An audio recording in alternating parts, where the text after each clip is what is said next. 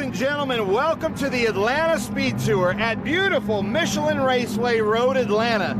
And we're going to start off with one of our biggest groups, Ken Fangler here, the president of International GT. Unbelievable what's been happening in the last couple of years. So big, he's had to go to 2 groups. How does it feel, Ken? A bit numbing, actually. The whole thing has just exploded. You know, we started ramping up over the past 2 years, but this is just wonderful.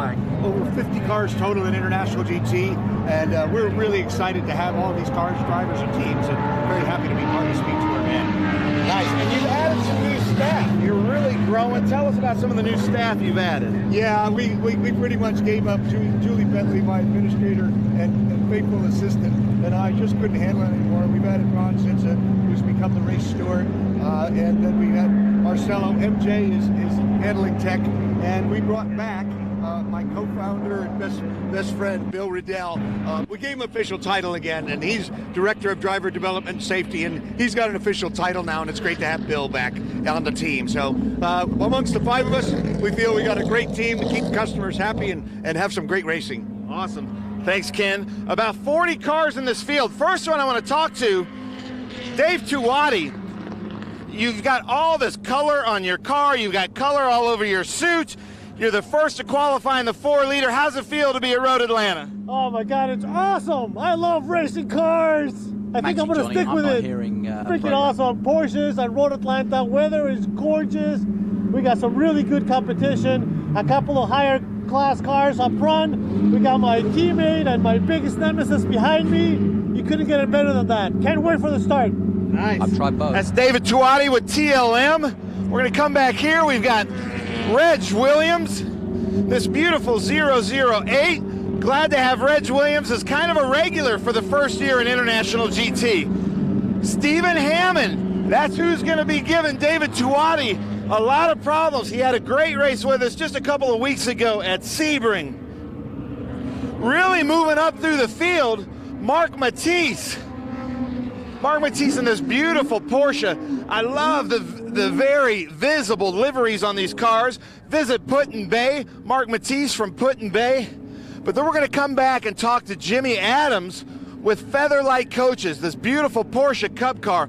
This weekend, he's got Mike Skinner co-driving. So, Jimmy Adams, Featherlight Coaches, I know you're a big race fan. What's it like to be racing here in these Porsche Cup cars?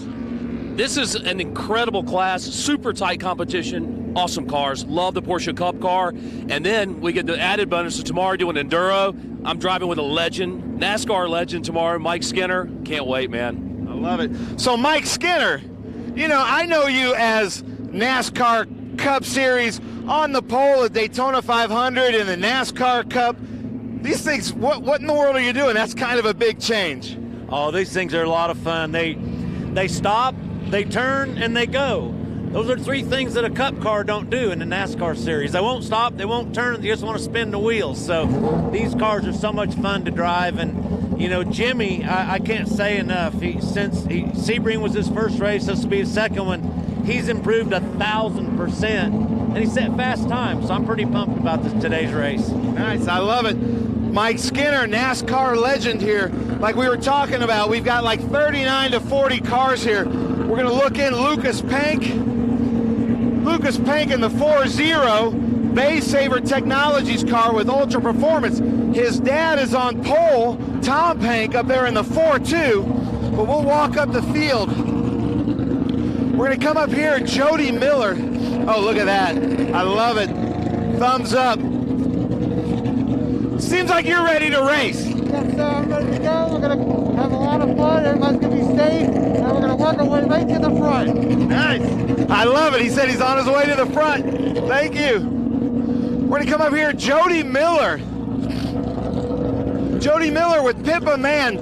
Jody, you've been with us a few events. How does it feel to be out there in International GT? This is just a great series. Wonderful time. Everybody's awesome out here. The track is great. It's going to be cold, fast. Really excited about this group.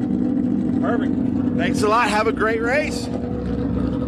So this is going to be a really exciting race. I want to point out John Patrick Mullaney. We've got in-car going to be following around this beautiful white Ferrari in the Maranello Cup. And you can tell the differences. He's a Ferrari from Maranello Cup. That's going to be our in-car out there. Let's talk to some of his crew.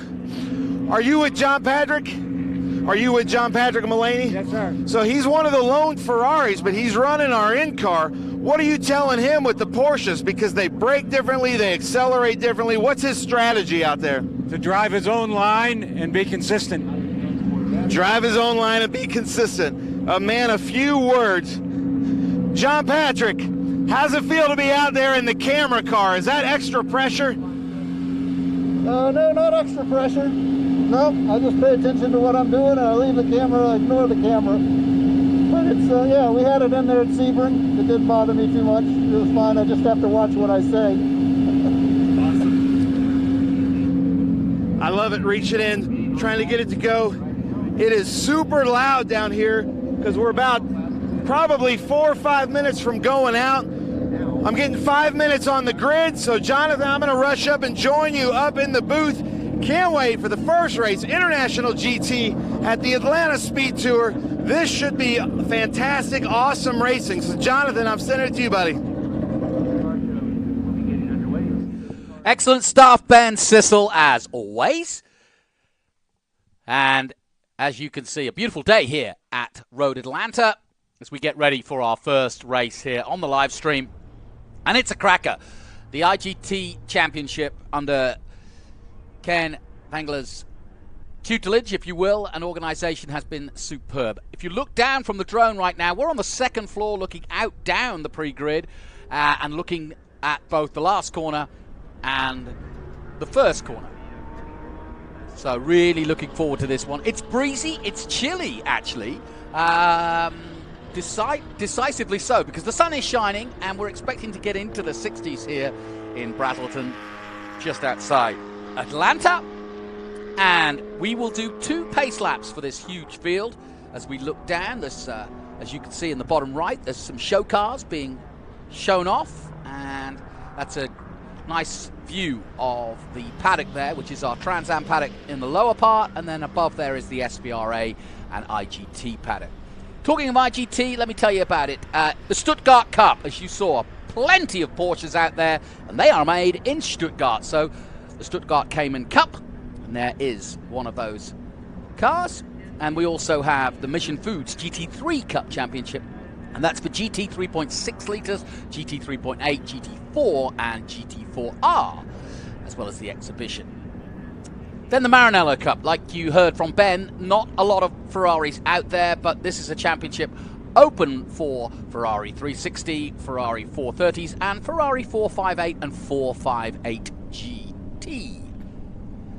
And last year here at Maranello, it really was a case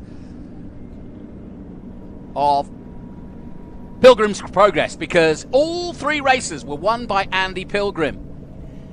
He won both the feature races 1 and 2, and then finished it off with a brilliant display in the Enduro as well.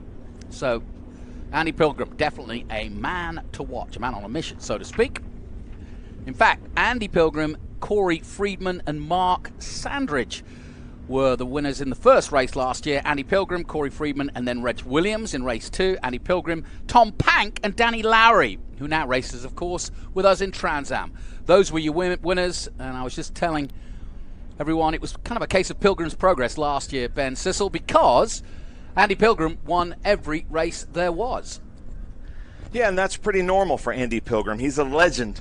And this year he thought he'd switch it up a little bit. He's going to be in our Stuttgart class, our Cayman S's. And Porsche just released those new 4-liter Caymans, which I think, and Ray Evernham, we were talking about it yesterday, may be the best car you can buy right off the floor in a race. And Andy Pilgrim in a Cayman is going to be crazy. We look right here to Tom Pank, pole position. His 2 sons are going to be in this race with us. I'm looking around. Do we have grid sheets down here yet? Not yet. Lucas Pank is obviously the son of Tom, and like you say, family affair. But Andy Pilgrim leading the championship at the moment with, 82.5 points as we stand.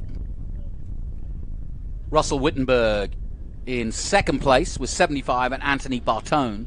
Joe Rizzo, and then leading the Mission Foods GT3 Cup, that is Thomas Pank with 80.5. Pedro Torres and Marcel Fayan in third position with Stephen Hammond. Pretty breezy out there and quite chilly actually.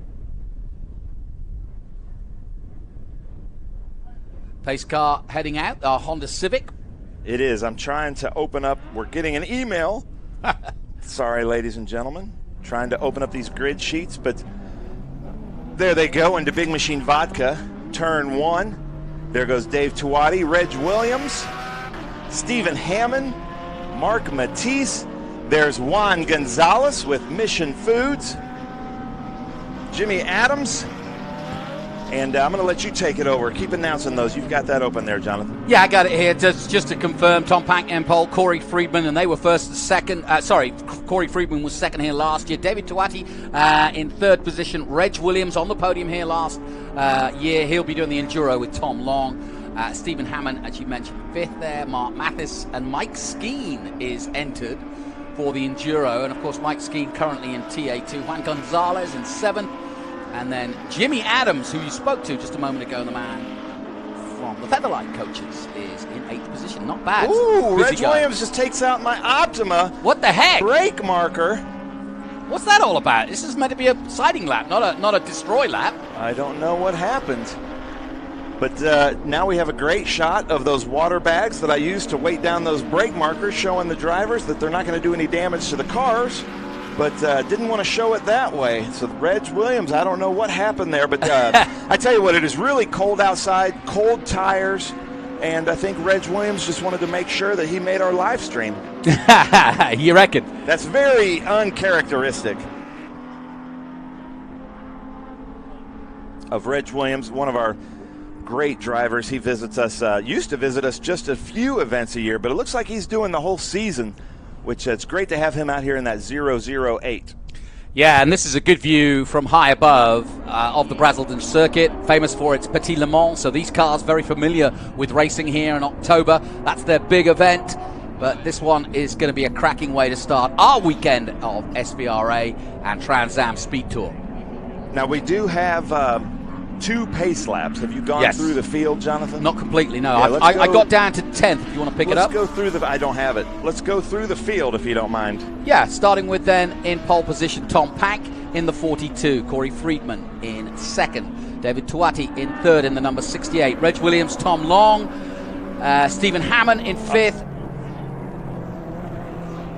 Now we see what happened. He just... Yeah, weird. Just cold tires, yep.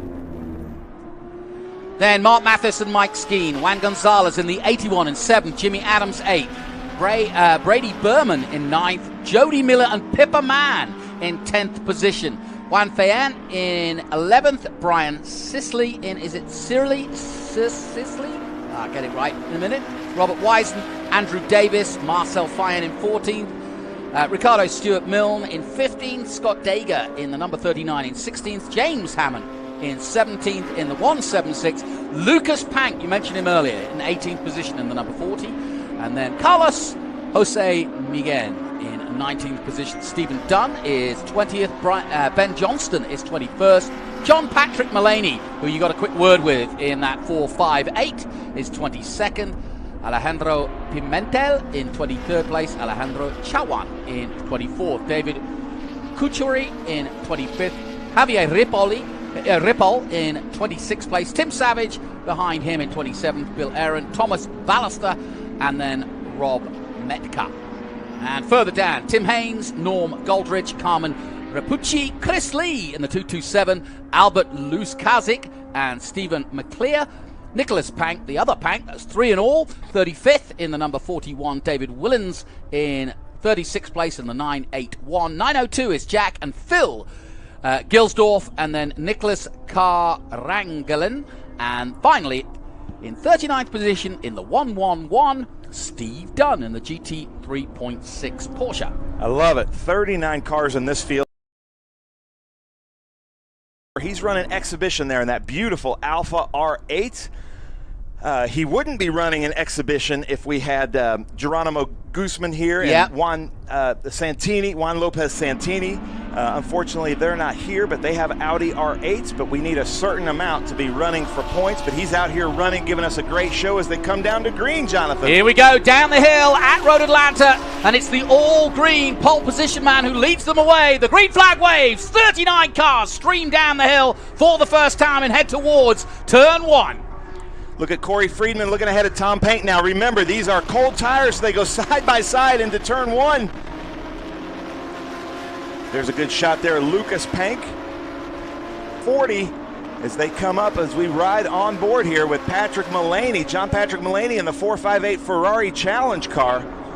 Watch the steering wheel down there at the bottom. That's showing the input as Tom Pank takes the lead, our pole sitter in that beautiful 4R. Yeah, he got a great start. Came down the hill and got a march on Corey Friedman in second place, David Tuati in third, Gonzalez in fourth place, and Mark Mathis in fifth. So the field already spreading out as they head down towards the back of the circuit. And it's a long way back there, and then they run all the way back down to turn 10, where we pick them up again, and that, of course, is the most obvious place to overtake, but there are other places like here. Yeah, Mission Foods turn 7 is a great place for overtaking. Turn 8, the turn that you see them on right now at the top left of your screen, is probably the most important turn because it sets you up for this long, twisty straightaway. Yeah. It's not quite straight, as you can see right there as we follow along with Juan Gonzalez, Mark Matisse, and then Stephen Hammond. I'm not sure what happened to Stephen Hammond to be starting back there. Stephen Hammond's in that 7-2. That's Mark Matisse there in that beautiful white 7-7. Coming up the hill under the bridge. Under the bridge, he's going for an overtake. Ooh, he got blocked there, though. And he has to sit back and wait for it. Lovely shot from the drone as they head down past our commentary position. But now comes the Martini car again, looking for a way past at turn 1 this time in the 72. Can't quite do it again. So this is good racing between the two of them. And this is a battle for, what, 6th place at the moment? Yeah. Yeah, and that's Jimmy Adams right behind him. He's the front of the field in the 3.8 with Featherlight Coaches and Steve Hammond in that 4-liter. Mark Matisse in the 4.1. That's basically leader. And then here comes Juan Gonzalez ahead of them coming into Mission Foods turn 7. Yeah, and 10 points for a win, and you've got in terms of a championship of 10 races, you've got to compete in 6 to be able to go for the championship. So any of those 6 points, any of those 6 races count towards the championship. And like we said, 3 different championships: the Stuttgart, the Maranello, and the Mission Foods GT3 Cup. So we're on board with our Fixie Wheels camera. Ooh, nice move. John Patrick Mullaney, great move there into Mission Foods turn 7. But look at the steering wheel and the input that he is giving, and the telemetry there inside the speedometer. Lots of data showing us. And watch his hands. He looks perfectly relaxed. So Steve Hammond on the inside of Mark Matisse, Jonathan. Finally does it at 10A. That's the classic overtake here at Road Atlanta before going up the hill and under the bridge. And he does it with aplomb. And 14 minutes to go. And at the moment, on the march, Stephen Hammond in that all-red 72. So look for him to start moving up as they come into Big Machine Vodka, Spike Coolers turn 1 as we focus in. There's Jimmy Adams with Featherlight Coaches 343 in a 3.8 liter, showing these 4.1 liters his fast line around the track. Yeah, currently in 7th position. Just 10 seconds off the lead. It spread out quickly. That's what surprised me after only just 3 laps. Look at how quickly the field has spread out all the way down to 10th place, 15 seconds between them.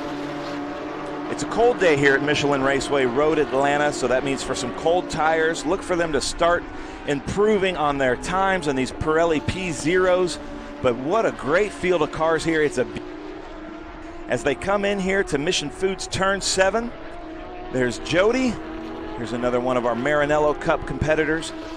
Ken Fangler's going to be joining us here in the booth in a little bit. But, Jonathan, this is really turning out to be a great race throughout the field. Yeah, it's spreading out, like I said, but we've got some good little pockets of racing throughout. Tom Pank starting to pull ahead. He's got a 1.9-second lead over Corey Friedman. They were both very good here last year, and I think I can tell by the excitement of you talking to all of them.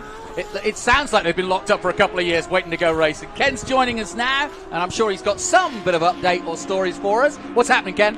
Well, I'm just happy to be here, happy to be part of the Speed Tour event, and with International GT.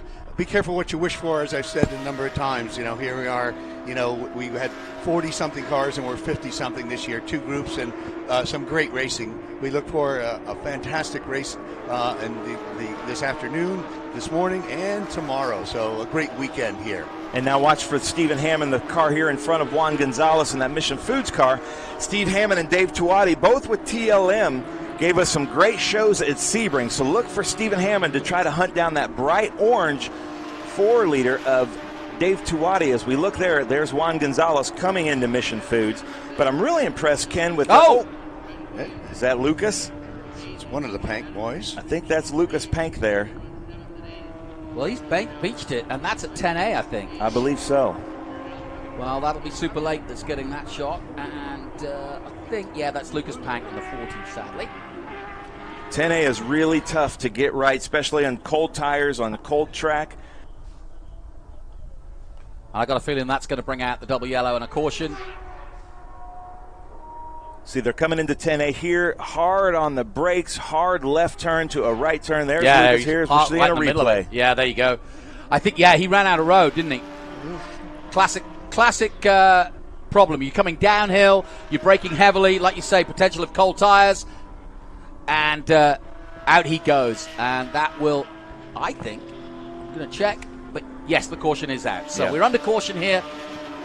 And I was looking at the film. It looked like he went way wide right. Might have been a little bit of a brake failure because he went into the grass and then into the gravel. And if you've that kitty litter, it's like the runaway truck ramps in the mountains. It will just suck the car in, and even if he was completely out of brakes, that will stop you pretty quick. It's going to make for some Kurt at Ultra Performance. It's going to make for a bad afternoon for him to have to clean up all that gravel. But Ken, these huge fields that we're seeing in International GT, it is so much fun. This has to make you and Julie feel really proud. Yeah, it's quite a long ways from when Bill Riddell and I started this with an idea, 9 years ago. And we struggled through the beginning years, but here we are in year 9 with record fields everywhere we've gone. And, we're very, very happy to have the customers, the teams, the drivers, and the sponsors, our marketing partners. We just saw a great shot from John Patrick Mullaney in the Ferrari, Maranello Cup in the Fixie camera car. Great to have Fixie on board as one of our new sponsors. Other new sponsors, Surface Transform Braking Systems. Great to have them. We'll see their camera car later on in the weekend. So there it is. It's been great. There we are, Fixie Wheels camera car on the Ferrari. John Patrick Mullaney. He's mid-pack somewhere. And I was trying to explain to the viewers, which I'm sure you can do a little bit better, but we've had a lot of Audi R8s.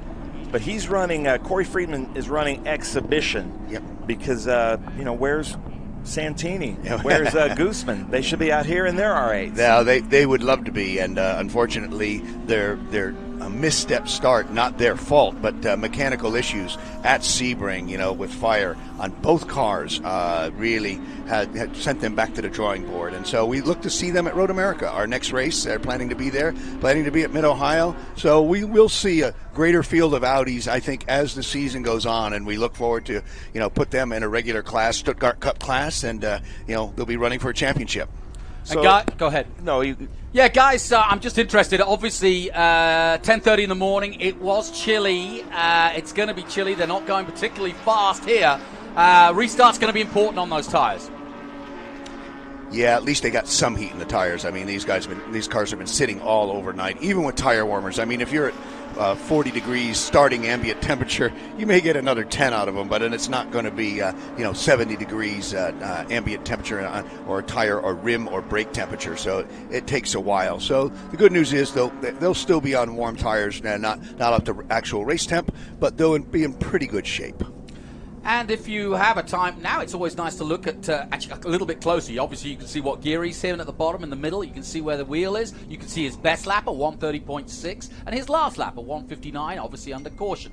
Then on the left-hand top screen, he shows where he is on track. GPS gives us that. And then on the bottom right, we can see the water temperature, we can see the throttle, we can see the brake, and we can also see the rev. So a great onboard there from the Ferrari and several other cars, giving us a real illustration as to how these guys go about their racing. Water temperature, 84 degrees. That's about right, isn't it? Celsius, yes. Yes. Exactly. Yeah, Celsius, yeah. Yeah.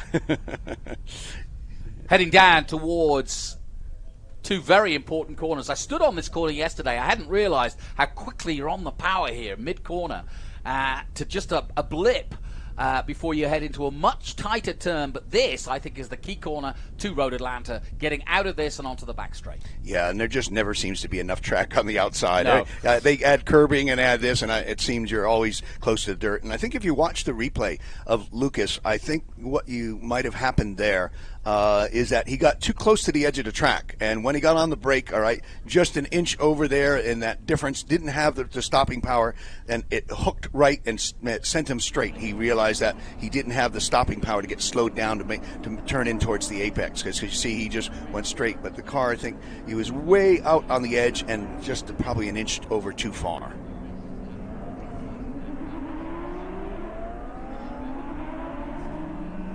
So down towards the 10A complex, and it's an interesting one, this. You're heavy braking and then a little blip, and then you've got to get on the gas again early to get up the hill, because you can lose a lot of ground from that. Here we go again. He was really wide, wasn't he? Yeah, he was way out there. Yeah, yep.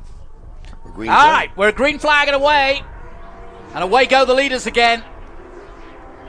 And Tom Pank in a defensive position now, and look at this for a chance to overtake Corey Friedman, looking for it, can't quite pull it off.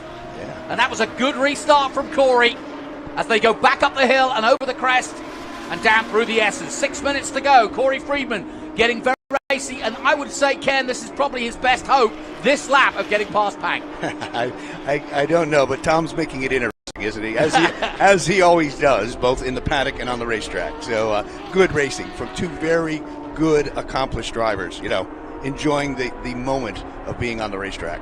But look behind him. You've got David Tuati and Stephen Hammond in the 4-liter class fighting for, and then Juan Gonzalez. So this could shape up to be quite a good race here. Yeah, I'm sure, David the master, Stephen the student, but boy, Stephen's really come on, strong, good young driver, and he's given the opportunity of David to drive in the rearview mirror for a lot of these races. I see a debris flag on the track there at turn 8. As we come down, Juan Gonzalez looking on the back of Stephen Hammond coming into 10A, 10B. Yeah, this is a good battle. He's got time to do it as well. 5 minutes to go in this one. This is the first of 3 races here this weekend. Another one later today and another big enduro tomorrow. Bob Wyson there on the inside of 10A takes the position. Good to see Bob Wyson out here. Another one of your Ohio players. Yeah, good move. That long time participant with International GT.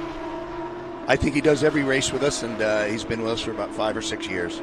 Great to have him. Tom Pank upping the pace on that last lap. He did a 1:24.1 to Corey's 1:24.7. That's Friedman in second place in the Audi.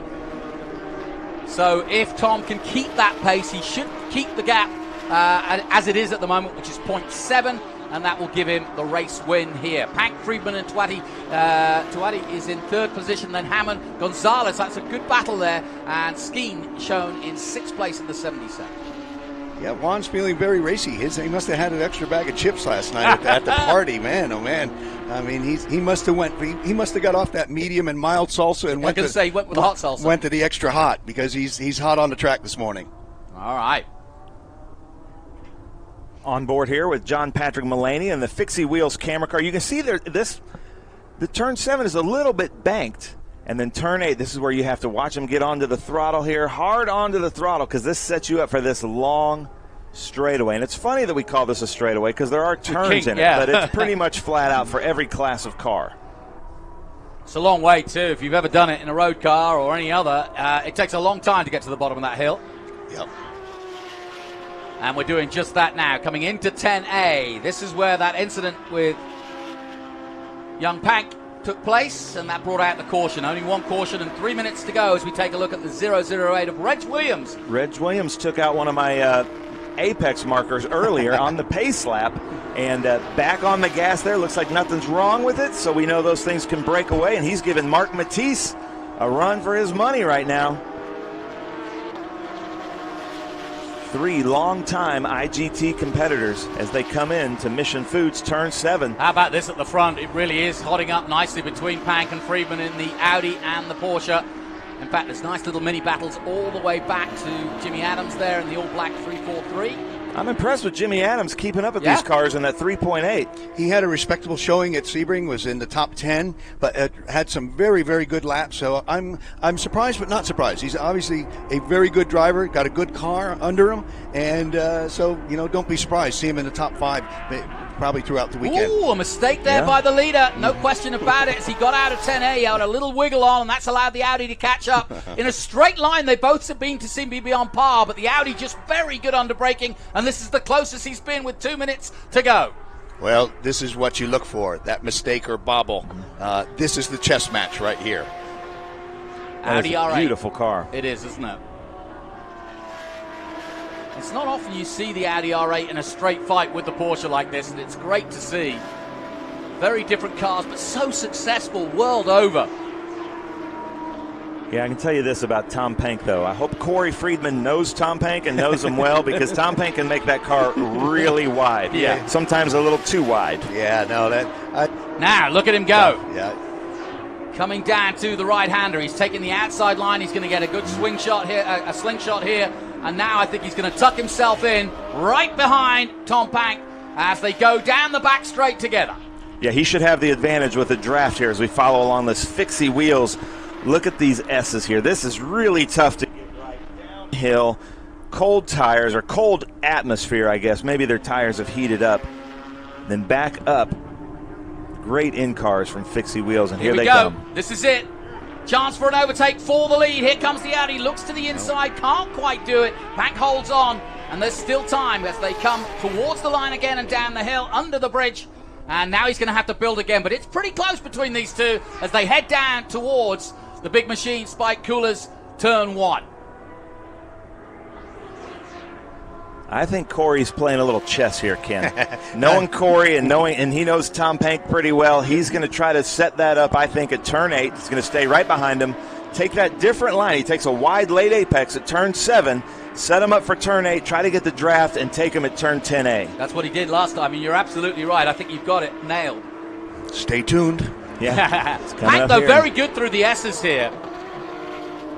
And this is where he's building that gap, and he gets very close. This is the area you're talking about at the end of this part as he comes into 7. You can see that wide line. Late apex there. And ladies and gentlemen, we were talking about him running an exhibition. Exhibition on paper. As soon as they get on track, there's no exhibition class for the overall win. No. It's just racing. Yeah, it's the car in front of you. Or in Tom's case, behind you. Yes. So the clock ticking down on this cracking race here, race 1 of 3. And here they come, down towards 10A. And actually, Pank done a good job of getting the gap in. And that really doesn't give Friedman real chances to overtake, does it? No. Tom's going to have to make a mistake for Friedman to have a chance. Yep. And there is the checkered flag, and the all green and blue of Tom Pank takes the victory in the number 42, ahead of Corey Friedman in the 014. Tawadi comes across the line in 3rd in the 68, and Hamann in 4th in the number 72. Gonzalez, a good result in 5th, and Skeen rounds out the top 6. Good race once we got Lucas out of the kitty litter. Was good, good start to the weekend. I think those guys could be proud of the race they just ran. They did a good job. Yeah, and we hate to see incidents at all in International GT, but single car incidents, I know that's what you're looking for if there isn't a mishap like that. And knowing Ultra Performance and Kurt over there, they're going to get that car back out for the next session. Yep. Well, they know one thing. They don't have to do too much to Tom's car, to Dad's car on this one. Yeah, exactly. Just polish it. Yeah, he's got the steed ready to run. There's our fixie in-car camera wheel car. It is the Ferrari of John Patrick Mullaney. I'd like to thank all our sponsors, Mission Foods, Sunoco Race Fuels, Interlaken, Pirelli. Yeah, and that car finishing 20th overall. Any real surprises? I don't think so. I don't know. I'll have to look down through the grid. It's such a large grid. I know. I used to be easy. I had it on 1 sheet. Now it goes to 2 sheets, and I'm going to be running out of here and get to the grid. Juan Gonzalez, 7th overall. Well, as long as you're not 3 sheets. Right, yeah. That's here in this wind. That's to the wind, yes, right. Yeah. We're here all week. Anyway, Great result for Tom Pank. Sadly, his son not making it, causing a little bit of drama going into the gravel there and causing the caution, the one and only caution.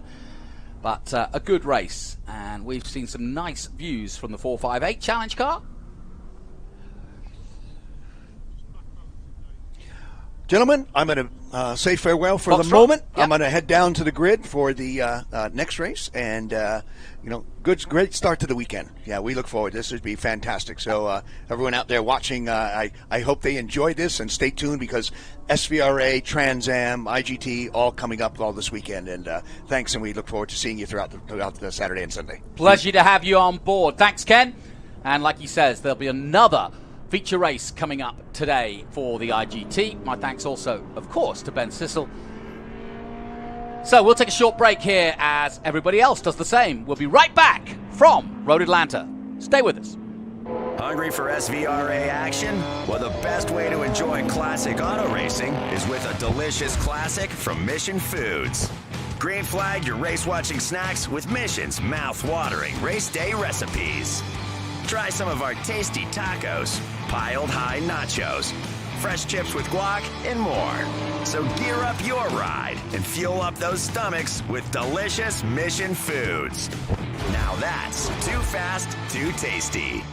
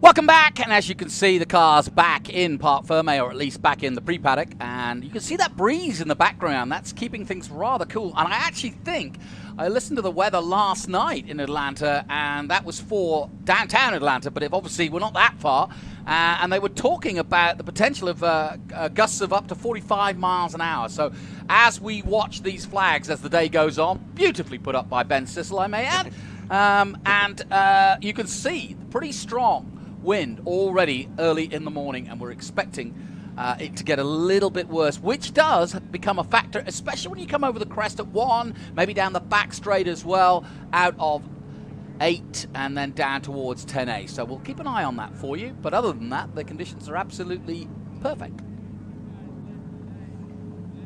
All right, well, thank you. This is a crazy group here. We were talking about International GT expanding. That's the 427. Anthony Bartoni, we saw Andy Pilgrim up there in the number 4. This is a continuation of International GT, and if you've been following along, Porsche has released these 4-liter Caymans that are just monsters. We're looking at the Caymans that are 3.8s. Thomas Kopczynski is running Exhibition in the 520 right here in this green car. Community Beer Works in the Stuttgart Cup. But this is Group 6, Group 12, and Cayman, which if you follow along with SVRA, that's a kind of a crazy group. So, Scott, if you don't mind, explain what Group 6 is. Well, Group 6 is going to be the combination of a large and small bore. It is 12B. That's Group 6 is the Trans Am cars and big bore cars, and we have a big bore car, Scott Borchetta, that is going for his 26th straight win coming up on this feature race. Yeah, so to have these modern Porsches that have some of the brake assist, driver aids, modern technology in these beautiful GT sports cars, racing against 50, 60-year-old American muscle cars, that is going to be quite a combination, because Scott Borchetta's out there in a 1969 Chevrolet Corvette, and these are 2019, 2020 Porsche Caymans. So we're going to see, this is going to be definitely a battle of handling versus horsepower as we look there at the Fixie Wheels camera here in this RS1. Beautiful Porsche. I believe that's Joe Rizzo and Spencer Pompelli in that 3.8 Cayman. And then those two Porsche Caymans that you're talking about at the top of the show, that is Andy Pilgrim and his student, Anthony Bartone. It is Andy Pilgrim who has joined up with Anthony Bartone and kind of mentoring him. And Bartone has been a very good student here at Road Atlanta. They've been the top 2 times and top 2 drivers in the Cayman class. Yeah, Andy Pilgrim, who was with us the last 2 years in International GT in the Maranello Cup in a red Ferrari, driving for Ski Autosports, now is going to be with us in this Cayman 3.8.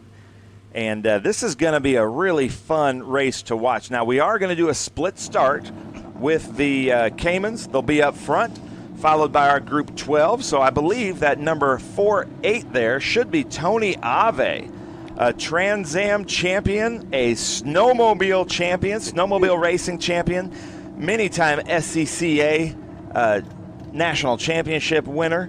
And then there is a red Ferrari there. That is the Chris Hall 2000 Ferrari 360 Challenge. These are both Group 12 cars.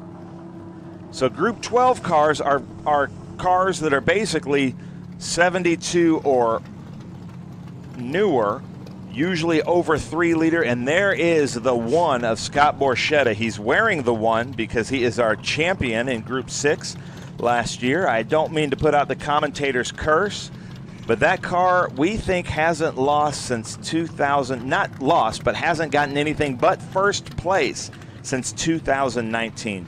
Actually, really well-prepared car. Actually, it goes back further than that because that particular car, they changed the classes. He used to run in B production and A production in this very car when it was the number 98. He has not lost since 2018 at Brainerd and has not lost in the GT class since last year at Sebring, a perfect record. That's unbelievable. That's kind of a miracle in vintage racing. These cars, a 1969 high horsepower car, not only is it really tough to keep them moving and to keep them mechanically sound, but then also the driver focus it takes to make sure that he doesn't put a wheel wrong, as we're on board with putting a wheel wrong right here with cold tires. I believe that's Joe Rizzo or Spencer Pompelli doing a 360 out there for us, doing a little stunt driving. It was a good recovery. Yeah, those cold tires, we've been having colder temperatures up here. We were up here 2 weeks ago for an SCCA club race, and the cold temperatures really caught a lot of drivers out. It's been catching some of these drivers out as well. It's going to take at least one full lap, maybe 2, to get heat in these tires where you can get some grip. Yeah, these Pirelli P0s, fantastic tires, but they recommend that you start out on such low temperatures. I was talking to Butch Leitzinger about this. Butch helps out with Juan Gonzalez, and they had tire warmers on their car. So I asked him if it really makes a difference, and he says with these conditions it especially does, because you have to run the tires at such low pressures that when they heat up, they get to normal operating pressures. The first couple laps are really treacherous, but if you have tire warmers, you don't have to do that so much, and that's why we saw Juan Gonzalez really jump out in today's earlier race just a couple of minutes ago. But look at all these Caymans. I love seeing the Stuttgart Cup and the Porsche Cayman and IGT really growing. This is going to be a fun race to watch, Scott. Yeah, William Wachs, who has been the defending series champion for the Stuttgart Cup for many years, he's not here this weekend, but we have a good field that is, again, Andy Pilgrim and Anthony Bartone. Pilgrim had an undefeated season last year in Maranello Cup as he won 21 straight races in that Ski Autosports Ferrari, and he's looking to hopefully make that streak in the Caymans as well. But a lot more competition here in the Caymans than he had in the Ferrari F488 that he ran last year. So what we're talking about in a split start, if this is your first time joining us, and please feel free to leave comments, questions on our Facebook or YouTube. We will be monitoring that throughout the day. But a split start, so we put all the Caymans up front, and then we tell the leaders, Tony Ave and Chris Hall, to put a gap between them. So there'll be 2 green flags as they come through. There's going to be 2 pace laps. So let's run through the field, starting in first position, Andy Pilgrim in a 2019 Porsche Cayman. Anthony Bartone in a 2019 Porsche Cayman. And third is Joe Rizzo and Spencer Pompelli. Let's see if they were able to take that third or fourth back, maybe. Looks like he's coming outside there. Thomas Kopczynski is in the 2019 in fourth place. Kevin Maxim in fifth, 2020 Porsche Cayman. Al Lasorte in a 2020 Porsche Cayman. Maria Mejia in a 2020 Porsche Cayman. Thomas Begoni in a 2019 Porsche Cayman. In ninth is Steve Denton, 2016 Porsche Cayman. And Russell Wittenberg in 10th is our last 2009 Porsche Cayman in the Stuttgart Cup split start. Then in 12 and 6, it's Tony Ave in a 1996 Nissan 350Z.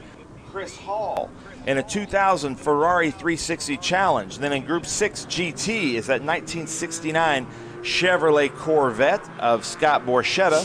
Followed in our third Group 12 Dodge Viper 2010 Jerry Robinson. Neville Agas is a Group 12 1994 Ford Mustang Saline. Renee Tersilla 2017 Ford Mustang FP350S, beautiful Shelby. Jeff Lindstrom in a 1998 Ford Mustang Coupe. Both of them are with Griffin Autosports out of South Florida. We've got a Pontiac Firebird out there. Scott Graham, one of my favorite Group 6 cars, the 169 1969 Pontiac Firebird. E-Type Jaguar of Scott Hawley in 19th. Beautiful car. Rob Trollinger in a 87 911.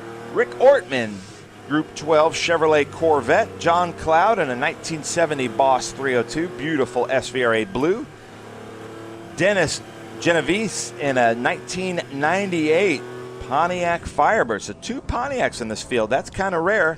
And then starting in 24th is Brad Herring in that 73 Datsun 240Z. I know you've been an announcer here at Michelin Raceway Road Atlanta, but how about this diverse field of cars, Scott? Yeah, this is quite a diverse field. You have 3.8-liter Porsche Caymans with a 3.4-liter Russell Wittenberg, and that is the first half of the split start. Then you have the Chevrolet Corvette 1969 350Z, driven by two-time GT Trans Am champion Tony Ave, as well as two-time national champion. He won it in 2020 at VIR. Almost had a third, but a flat tire robbed him of that. As we're coming up to the start, Ben. Here they go. They take the green flag. Let's see what happens here. Well, they're side by side already. That is the student and the pupil, and the teacher rather. It is Pilgrim and Bartoni side by side, Ben, as they go up through turn 1, watching for the second half of the split start coming up. Looks like everybody going through Atlanta turn 1 a little bit gingerly in the Stuttgart Cup as they come down these downhill and uphill S's. Very challenging races here.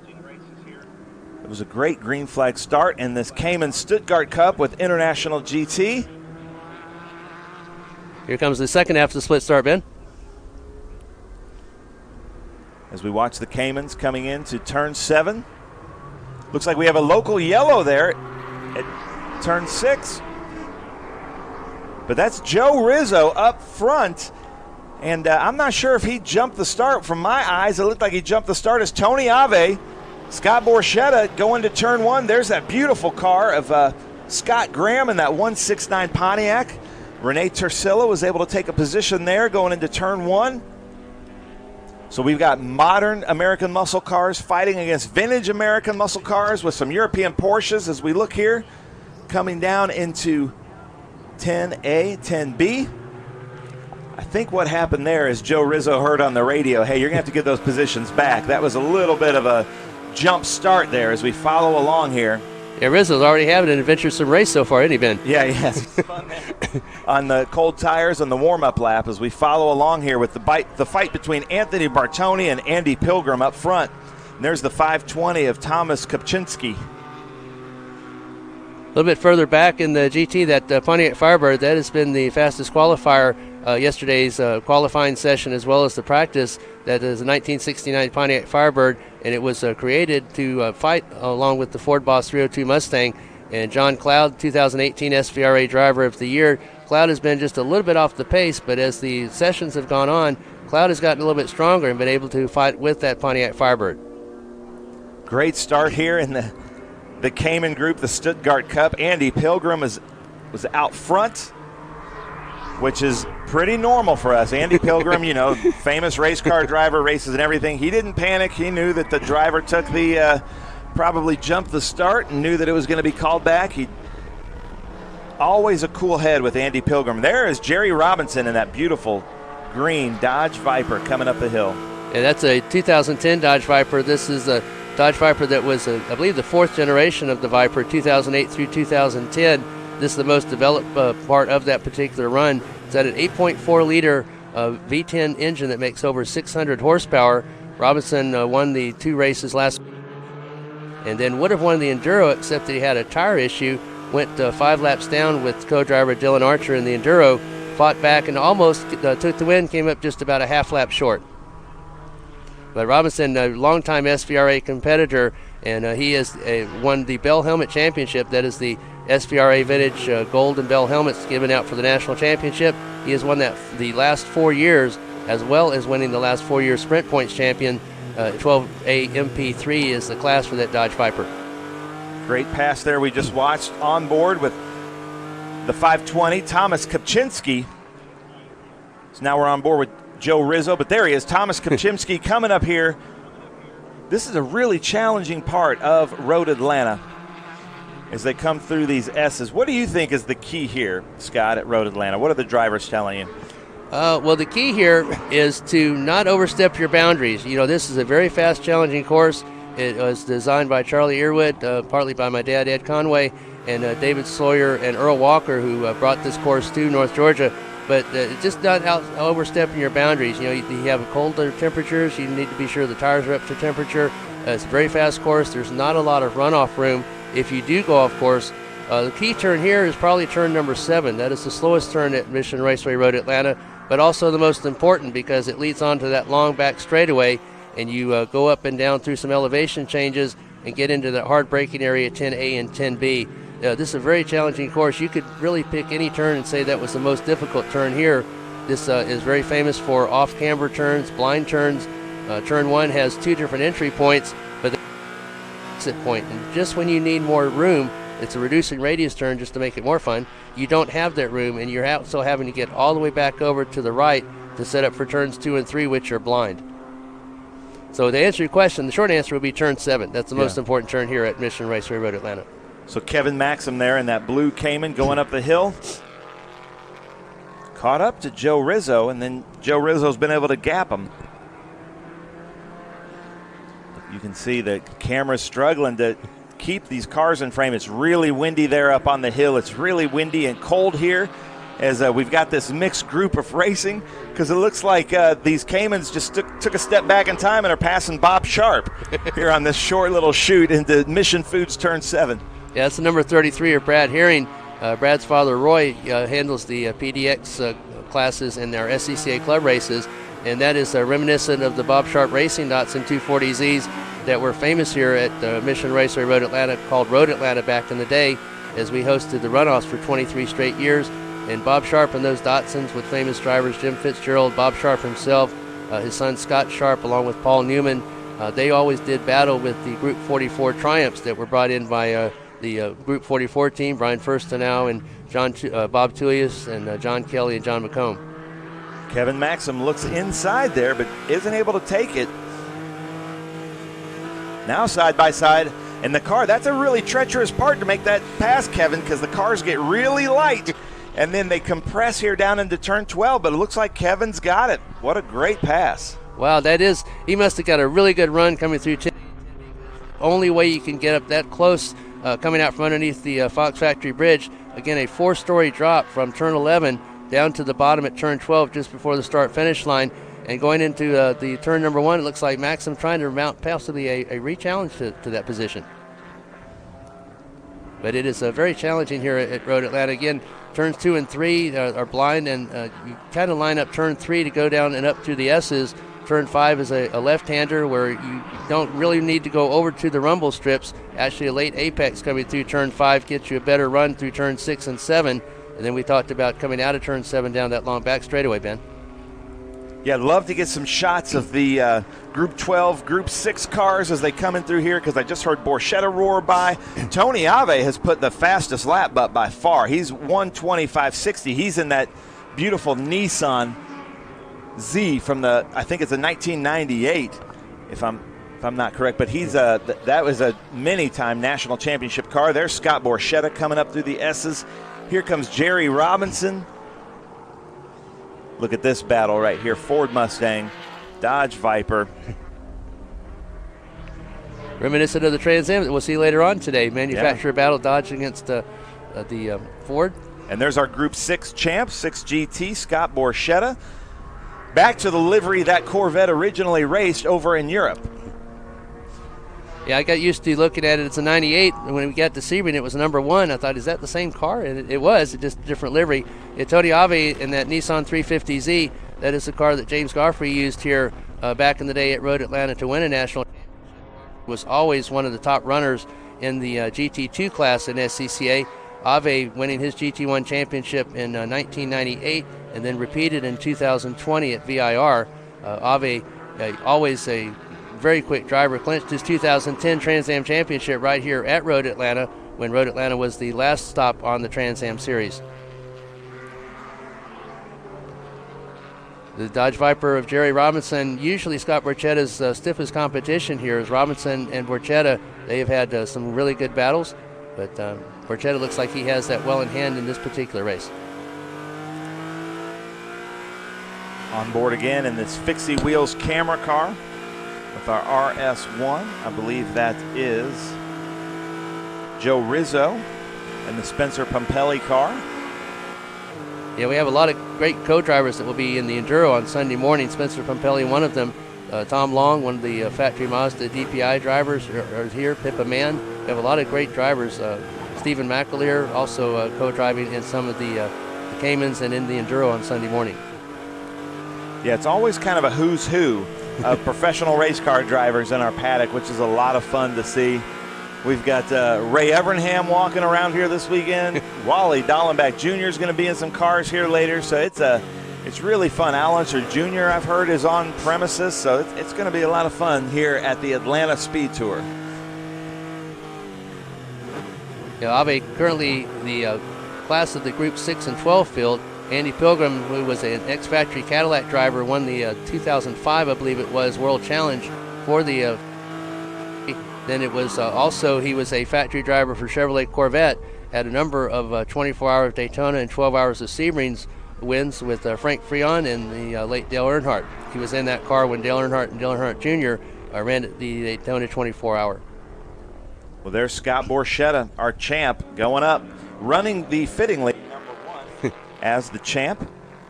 And beautiful new paint scheme on there. Talking to Dylan Hellman, his crew chief, they barely got that thing finished before Sebring.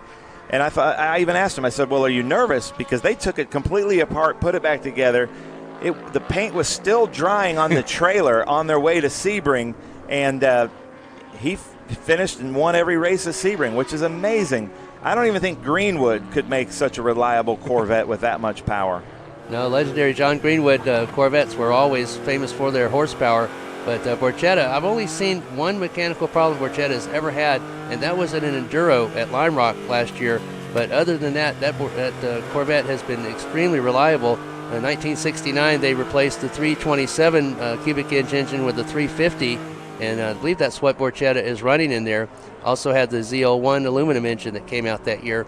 But Borchetta, you have seen him progress as a driver, not only in SVRA, but in Trans Am 2, where he runs the big machine vodka spike coolers car, and he has really come up through the ranks and progressed as a driver through the year.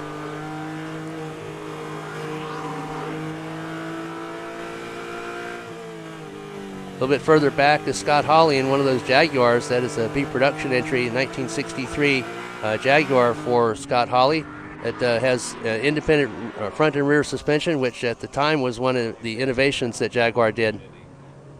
So a Jaguar of Scott Hawley running very well in B production. That was an SCCA class that was created back and is no longer running. It is actually now in GT2. But that silver and blue 1963 Jaguar of Scott Hawley going away. Is our leader. Look at this beautiful car. That's Andy Pilgrim there in that number 4. Is that? And his student. Wait, I'm not sure that's the right car. Let's see. That's him. There's Andy Pilgrim. See, I'm used to seeing him in such different cars. He switches every week, just to confuse us. But look at this beautiful. And Andy Pilgrim, as a fan of sports cars, is probably loving following this Bob Sharp tribute car there as he comes up the uphill S's. A very patient driver, Andy Pilgrim. I don't think I've ever seen him put a wheel wrong. And just having a blast here racing with International GT and now SVRA in this mixed group. Yeah, and you saw the veteran, he just followed very patiently the Bob Sharp Racing Datsun. He knew he was out faster than him, just followed Herring through the S's. As soon as they got on the short straight between turns 5 and 6, just pulled out and went by. Again, a veteran race driver. Some drivers are not that patient, or they think they can get by, and turn 5, part of the S's, is not the place to do that at all. Yeah, Pilgrim and his student Bartoni are doing very well, as Pilgrim and Bartoni have been the fastest 2 drivers through the test sessions, practice, and qualifying. And Bartoni in the Porsche Cayman learning very well from Andy Pilgrim, a great driver coach. And that's what a lot of these professional co-drivers are. They're not only just co-driving in the particular car that they're entered in, but they're actually coaching the driver that they're co-driving with, and that's making them better. It's bringing them up quality track time, and doing a great service for International GT and for SVRA as well. Yeah, this is just so much fun. I was, to be honest, coming in and hearing about this, the Cayman group running with the SVRA cars, I didn't know how I felt about it, but now seeing what I see, this has been a lot of fun to see this mixed group racing. That's what sports car racing is, different classes. Every car has its strengths and weaknesses. I haven't seen too many weaknesses with these Stuttgart Caymans yet, but really impressed with all the driving throughout the field. Tony Ave, I got to give it up for Tony Ave, a good friend of mine and yours from the Trans Am series. Races and everything. He just has a lot of fun. And it's neat to see him back in the SVRA paddock instead of the Trans Am paddock out there with this beautiful 300ZX. And there's Jeff Lindstrom with Griffin Autosports and the 427 of Anthony Bartoni.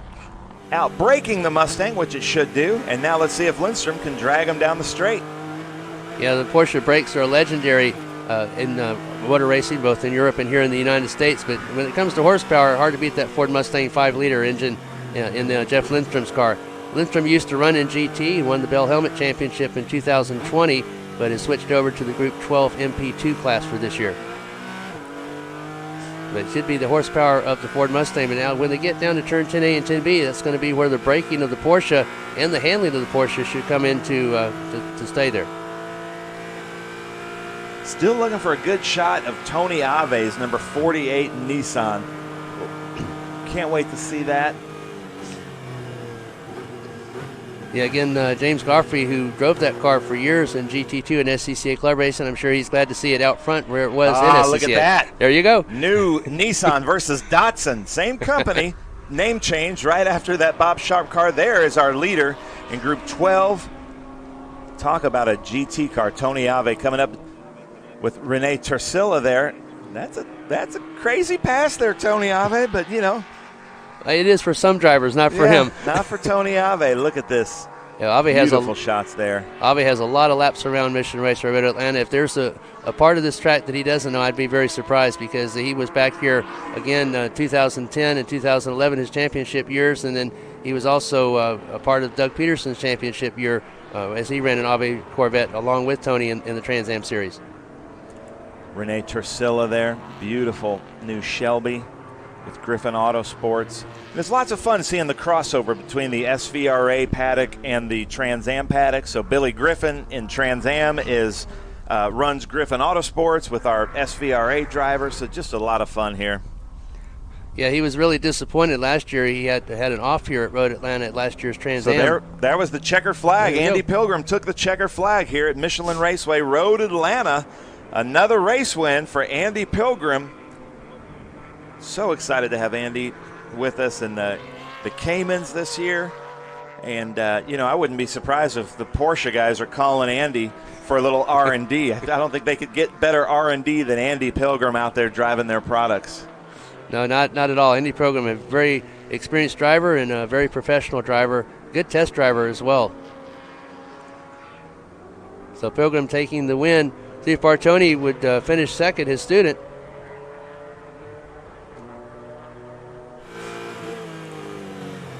Looking for Ave and Borchetta to come through. Ave, who was the leader in what we'll call the SVRA GT portion of this particular race bin. And Ave and Borchetta, this will make his 26th straight win.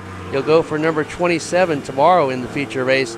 Again, he's going to put that race streak on the line tomorrow, able to defend it and able to continue it today.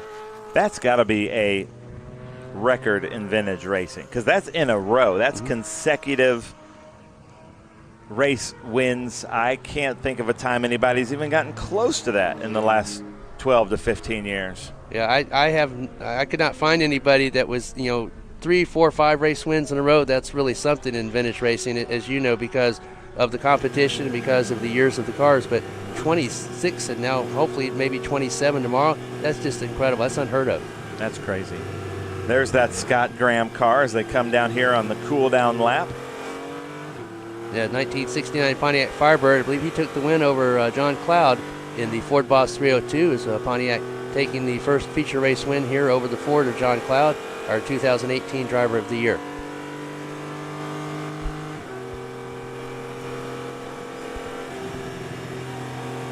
There's that Scott Graham car. So that is it for the Cayman Group 6, Group 12. So I am going to send it away. We're here at the Atlanta Speed Tour, but we are going to take a short break here and make sure you come back. A marathon coach owner is someone who expects exploration and relaxation to blend flawlessly. For the most reliable, luxurious motor coach on the market today, look no further than Marathon Coach. Indulge that wanderlust, leave any cares behind, and lead a life filled with adventure. Join the Marathon family and take your 5-star hotel with you.